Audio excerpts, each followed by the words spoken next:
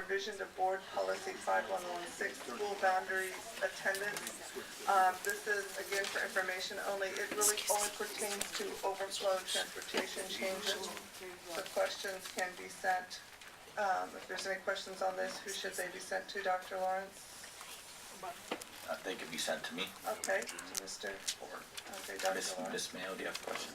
I was just curious if there's any potential information about how many overflow students we will have, and if there's any information at this point in time that the change in board policy might affect some of these students.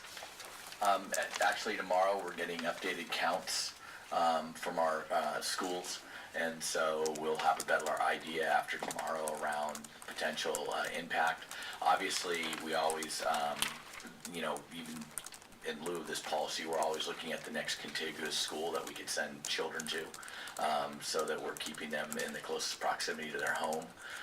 But in not all cases can we do that. And so this board policy, I asked Ms. Goki last year, again, we had 79 routes going in the district at different times.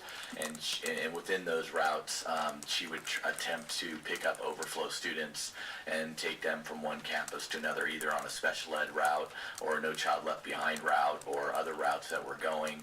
On a rare occasion, would she have to overflow a couple of kids from one school to another and give them their own bus, but that does happen.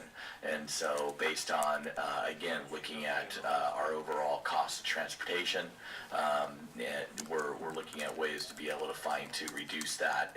And again, this board policy looking at the 5 mile sort of rule would lower the number of students, because the majority of them we would be trying to send to contiguous schools.